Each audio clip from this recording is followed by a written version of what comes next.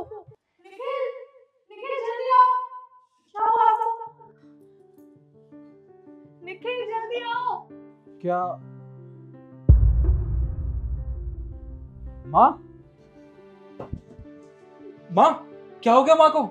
पता नहीं, पानी पी रही थी और अचानक से नीचे गिर गई। पता नहीं इन्हें क्या हुआ है। प्लीज तुम इन्हें हॉस्पिटल लेके चलो ना। तो ठीक है, पर माँ को, मुझे लगता है माँ को अटैक आया है, इन्हें हॉस्पिटल ले जाना पड़ेगा। तुम मेरी मदद करो इन्हें उठाने में। उठिए माँ, चलिए। मैं भी चलूं? नहीं रिद्धि, देखो तुम्हारा घर पे होना जरूरी है, घर का ध्यान रखने वाला भी कोई होना चाहिए। तुम माँ की चिंता मत करो, मैंने कुछ नहीं होने दूंगा। ठीक है, तुम प्लीज मुझे बताते रहना फोन पर। हाँ, चलिए माँ।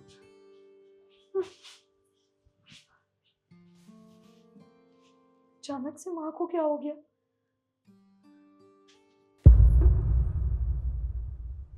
मम्मी को क्या हो गया अचानक से? मुझे तो बहुत घबराहट हो रही है। पता नहीं वो ठीक होंगी कि नहीं। निखिल का कोई फोन भी नहीं आया अभी तक। रिद्धि, माँ, माँ, आप तो बिल्कुल ठीक हैं। हाँ मैं तो बिल्कुल ठीक हूँ। मुझे क्या हुआ है? माँ, आपको शायद याद नहीं होगा, किचन में ना आप पानी पी रहे थे और अचानक से आपको चक्कर आया और आप नीचे गिर गए। अरे पगली, तू तो खामा घबरा रही है। मुझे कुछ नहीं हुआ, तेरे सामने तो हूँ, बिल्कुल ठीक हूँ। मुझे तुझसे कुछ बात करनी है। अभी कोई बात नहीं करोगे आप? आपकी तबीयत बहुत खराब है, पहले कमरे में जाके रेस्ट करिए, शाम को बात करते हैं।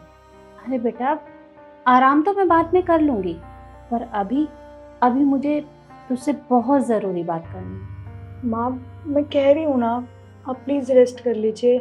आपकी हेल्थ अभी ठीक नहीं है। अरे मैं बिल्कुल ठीक हूँ, तेरे सामने बैठी हूँ, तू फिर भी मेरी चिंता कर रही है। मैंने कहा ना, मुझे कुछ नहीं हुआ। देख बेटा, मुझे ना बहुत ज़रूरी बात करनी है तुझसे। अच्छा बताइए, क्या बात करनी है आपको?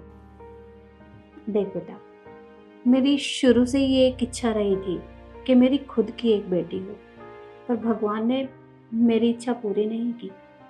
पर जब से तू इस घर में आई है, मुझे कभी भी ऐसा लगा ही नहीं कि मेरे घर में बहू आई है, क्योंकि तूने एक बेटी की तरह मेरा ख्याल रखा है। तो मैंने सोचा कि भगवान ने मेरी ये इच्छा भी पूरी कर दी। तूने हमारे घर को कितने अच्छे से संभाला है, मेरा कितना ध्यान रखा है, मेरे बेटे का कितना ध्यान रखा है। मुझे पता है कि तू हम दोनों से बहुत प्यार करती है, और जैसे तूने अब तक इस घर को संभाला है ना, ठीक ऐसे ही घर को संभाल लेना। और मेरे बेटे को कभी अकेला मत छोड़ना, क्योंकि इस दुनिया में तेरे सिवाय उसका कोई नहीं है। आप ऐसी बहकी बहकी बातें क्यों कर रही हैं? आप कहीं जा रही हैं क्या? अरे नहीं, मैं कहीं नहीं जा रही। मैं तो हमेशा तेरे पास ही रहूंगी, और तुम दोनों को कभी भी अकेला नहीं छोड़ूंगी। पर बेटा, इस जीवन का क्या भरोसा, आज ना कल ये शरीर छोड़कर जाना तो पड़ेगा ना। इसलिए मैं बस तुझे समझा रही हूँ, जैसे तूने इस घर को अब तक संजो के रखा है ना, बिल्कुल ऐसे ही रखना। मेरे बेटे को कभी अकेला मत छोड़ना। वो तुझसे बहुत प्यार करता है, तो तू भी उसे उतना ही प्यार देना। ये चाबी है घर की, ये अब तू अपने पास रख। अब तक मैंने इस घर की सारी जिम्मेदारी निभाई है, पर अब तेरी बारी है, तो इस घर की जिम्मेदारी संभाल लेना। जी माँ, आप बिल्कुल टेंशन मत लीजिए। लगता है निखिल आ गए। आप यहीं बैठे रहना, ठीक है?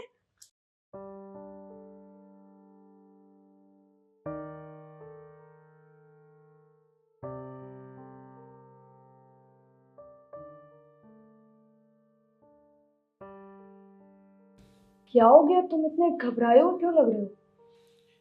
रिद्धि, क्या बताऊँ तुम्हें, मैं माँ को हॉस्पिटल ले गया था। डॉक्टर ने कहा है कि उनको मेजर अटैक आया है और उनका बचना बहुत मुश्किल है। देखो, मेरे आगे ना ये एक्टिंग नहीं चलेगी, क्योंकि माँ से ना इतनी देर से तो मैं बैठ के बात कर रही हूँ और तुम कह रहे हो माँ हॉस्पिटल में है। ज्यादा ना एक्टिंग मत करो मेरे आगे। रिद्धि तुम क्या बोल रही हो? अरे तुम्हारे सामने माँ को अटैक आया था, उनको हॉस्पिटल लेके गया हूं मैं, और तुम बोल रही हो ये सब? हाँ, होश में तो हो? लेकिन मैं सच बोल रही हूँ। तुम्हें पता है, माँ और मैं ना इतनी देर से बैठ के आराम से बात कर रहे थे। उन्होंने मुझे बहुत कुछ बोला कि मैं इस घर की बहुत अच्छी बहू हूँ। इवन मैं उनकी बहू नहीं, उन्होंने हमेशा मुझे अपनी बेटी की तरह प्यार किया है, और मैंने उनको अपनी माँ की तरह। और तुम कह रहे हो माँ की तबीयत बहुत ज्यादा खराब है। कुछ भी मत बोलो, ठीक है? रिद्धि क्या हो गया है तुम्हें? तुम समझने की कोशिश क्यों नहीं कर रही हो? मुझे पता है तुम माँ से बहुत प्यार करती थी, पर इसका ये मतलब नहीं है कि तुम ये सब बातें करो। मैं सच बोल रहा हूँ। अरे माँ वेंटिलेटर पे है, वो बोलने तक की हालत में नहीं है, और तुम कह रही हो वो तुमसे यहाँ के बात कर रही थी। कैसे हो सकता है ऐसा? मैं उन्हें खुद हॉस्पिटल छोड़ के आया हूँ यार। मुझे पता था कि तुम्हें ना मेरी बात पे विश्वास होगा ही नहीं। मैं तुम्हें खुद दिखाती हूँ, देखो।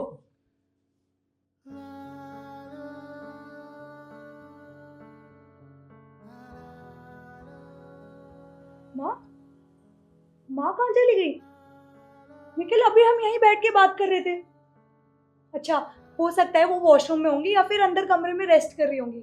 मैंने उन्हें बोला था कि आपकी तबीयत खराब है ना, तो आपको रेस्ट करना चाहिए, तो वो अंदर कमरे में रेस्ट कर रही होंगी। रिद्धि ऐसा नहीं हो सकता यार, मैं कितनी बार बोलूं तुम्हें?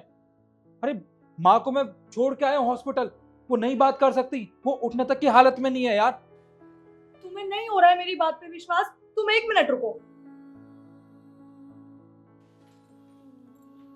ये देखो, ये चाबी माँ के पास ही रहती है ना। उन्होंने मुझे खुद ला कर दी है। और पता है उन्होंने मुझसे क्या कहा? कि मैं इस घर की बहुत अच्छी बहू हूँ और इस घर को ना मुझे ही संभालना है। और तुम कह रहे हो कि माँ चल बोल नहीं सकती। ये चाबी तो हमेशा माँ के पास रहती है, और वो इस चाबी को खुद से कभी अलग नहीं करती। और मैं उन्हें हॉस्पिटल ले गया था, तब तो ये चाबी उनके पास थी, फिर यहाँ कैसे? हो गया ना विश्वास तुम्हें मेरी बात पे? माँ यही है, वो कमरे में होंगी, रेस्ट कर रही होंगी।